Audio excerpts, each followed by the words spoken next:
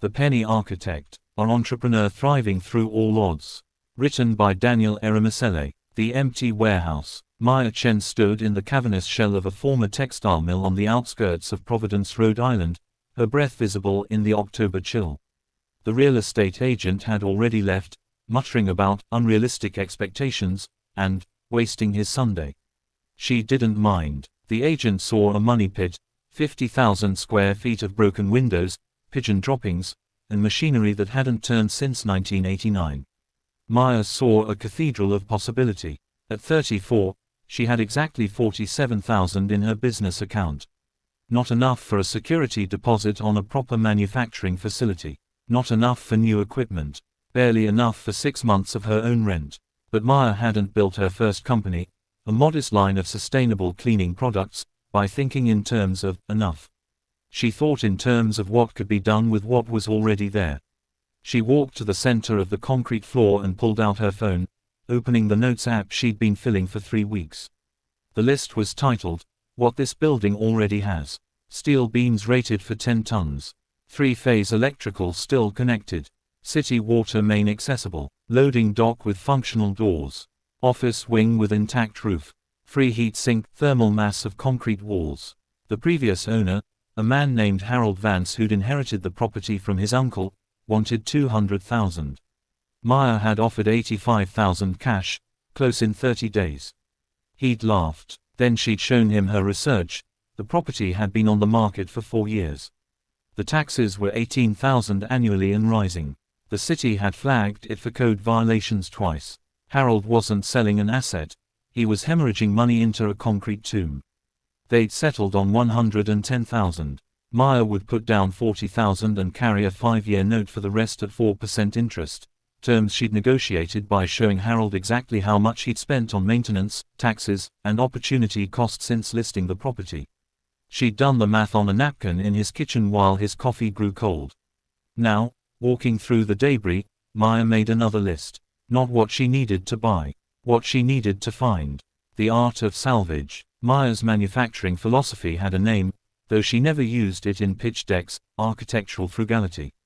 The idea was simple. Every industry produces waste that another industry considers raw material. The trick was seeing the connection before anyone else priced it into oblivion. Her first score came from a construction site 3 blocks away.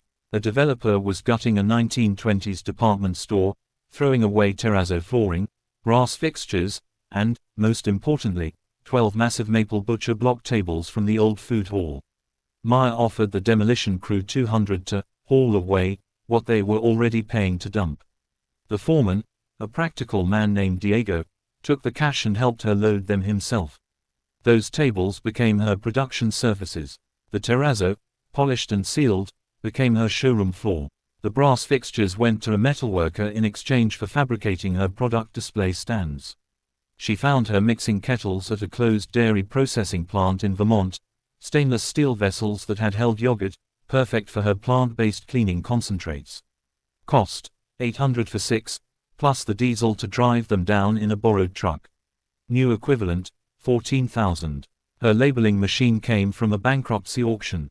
A bakery that had overexpanded was selling everything: ovens, racks, and a small automated label applicator that had been used for artisanal jam jars. Maya sat in the folding chairs for 4 hours, watching restaurant equipment dealers bid on the ovens, waiting for the lot nobody wanted. She got the labeler for $350. It needed a 90-belt replacement and 3 hours of YouTube-guided maintenance. The breakthrough came from the most unlikely source. Maya's neighbor, a retired mechanical engineer named Walter, mentioned that his former employer, a defense subcontractor, was liquidating a clean room facility.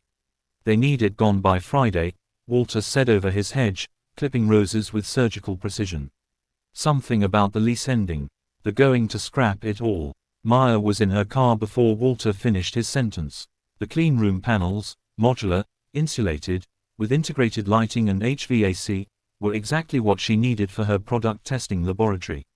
The liquidation manager, a harried woman named Patricia who hadn't slept in 3 days, quoted her $15,000 for the entire system. Maya offered $4,000 cash, same-day removal, and a signed liability waiver. Patricia's eyes were red-rimmed but her handshake was firm. Maya spent the next 48 hours with a crew of college students, disassembling what had taken a team of engineers 6 weeks to install. They worked in shifts, labeling every component, photographing every connection. When they finished, she had a 200,000 laboratory infrastructure for less than the cost of a used car. But the real thrift wasn't in the materials. It was in the knowledge. The network of what's free.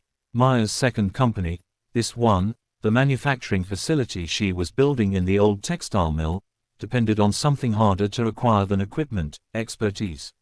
She needed chemists, process engineers, quality control specialists. She needed people who understood supply chains and regulatory compliance. The market rate for this knowledge would have consumed her remaining capital in 6 months. So she built a different kind of economy. She started with the local universities, not the career centers. Those were flooded with corporate recruiters offering salaries she couldn't match. Instead, Maya attended every public lecture, every open house, every thesis defense she could find. She asked questions, not about jobs, but about problems. How would you solve this contamination issue? What's your opinion on this surfactant ratio? She became known as the woman with the interesting problems. Graduate students began seeking her out, not for money, she had little to offer, but for the chance to work on something real, something that would exist in the world. She offered authorship on white papers, introductions to industry contacts, and the rarest commodity in academia, a problem that mattered and the freedom to solve it wrong. 3 PhD candidates became her advisory board. Their compensation was equity that vested over 5 years, structured so dilution only occurred if the company succeeded. 2 of them brought their own research grants, which Maya matched with in-kind contributions of laboratory space and materials. The university's technology transfer office, seeing a partnership that cost them nothing and generated publications, fast-tracked her affiliation agreements. Her quality control system came from a retired FDA inspector named Eleanor, who Maya met at a community garden. Eleanor was 73, widowed, bored. She'd spent 30 years auditing pharmaceutical facilities. Maya didn't offer her a salary. She offered her a kingdom, complete authority over product safety, a mandate to build something from scratch, and the flexibility to work 3 days a week so she could still tend her tomatoes. Eleanor's first act was to design a testing protocol that exceeded FDA requirements using equipment Maya had already acquired. Her second act was to introduce Maya to 3 former colleagues who became consultants at rates that reflected their pension security rather than market desperation. The regulatory compliance that would have cost $80,000 in consulting fees cost Maya 12 home-cooked dinners and a genuine respect for expertise that money couldn't buy. By the time she launched her first product line, industrial-grade enzymatic cleaners made from agricultural waste, Maya had built a $2 million facility for $340,000 in cash expenditure. But more importantly, she'd built a network of people who were invested in her success because she'd invested in the dignity first. The cathedral opens. The grand opening wasn't grand in the conventional sense. No ribbon cutting with oversized scissors. No catering company. Maya invited the people who'd built the place, Diego and his demolition crew, Walter with his roses, Patricia who'd needed the clean room gone, the graduate students who'd tested her formulations, Eleanor in her gardening apron, the college students who'd hauled maple tables and stainless kettles. She served them chili made in the same kettles that now produced her flagship product. She gave tours not of what she'd bought, but of what she'd found, the terrazzo floor polished to a mirror finish, the brass fixtures gleaming under LED retrofits, the clean room panels reassembled into a laboratory that looked like it had grown from the building itself. A reporter from the local business journal attended, invited by Walter's nephew. She asked Maya the expected question, "What's your secret? How did you do this with so little capital?" Maya considered the question seriously. Around her, the old textile mill hummed with new purpose. The afternoon light came through windows she'd reglazed herself, using glass salvaged from a renovated school building. The maple tables bore the scars of a century of use, now protected by food-grade sealant. "Everyone thinks thrift is about spending less," she said finally. "It's not. It's about seeing value where others see waste. Harold Vance saw a liability. I saw thermal mass. The dairy plant saw obsolete equipment. I saw exactly the vessels I needed. The defense contractor saw a lease ending. I saw a laboratory." She paused, watching Eleanor explain pH testing to Diego's 12-year-old daughter. The real thrift isn't in the materials. It's in the attention. I spent hours, hundreds of hours, learning what other people were throwing away, what problems they needed solved, what expertise was going unused. That attention cost me nothing but time. And time, when you're building something, is the one resource that's actually yours to spend. The reporter's article ran with the headline, "The Penny Architect: How One Entrepreneur Built a Manufacturing Empire on Other People's Waste."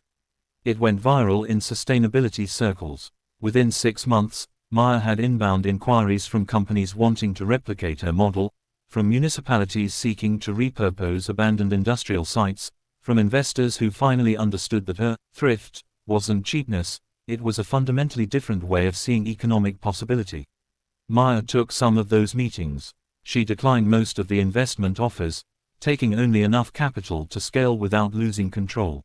She began consulting, teaching other entrepreneurs her methodology, how to read bankruptcy filings for equipment opportunities, how to build relationships with demolition contractors, how to find the expertise that wasn't for sale because it had never been properly valued. The textile mill expanded. She acquired, through the same patient, relationship-driven process, the adjacent warehouse, then the old foundry down the street. Each building became a demonstration of what was possible when you stopped asking, "What does this cost?" and started asking, "What is this already capable of?" At 41, Maya Chen was worth, on paper, more than she'd ever imagined. She still lived in the same apartment, still clipped coupons for groceries, still negotiated her utility bills. The thrift wasn't a phase she'd outgrown. It was the lens through which she understood the world, a world full of discarded potential, waiting for someone patient enough to see it. On the wall of her original office, preserved exactly as it was on that first cold October day, hung a framed napkin. The napkin from Harold Vance's kitchen, covered in her calculations, the carrying costs, the tax burden, the opportunity cost of 4 years on the market. Below the numbers, in Harold's shaky handwriting, was the final figure they'd agreed upon. And below that, in Maya's precise script, a single line. Value is not created, it is recognized. The penny architect had built her cathedral, and she was only beginning to see what else the world had thrown away.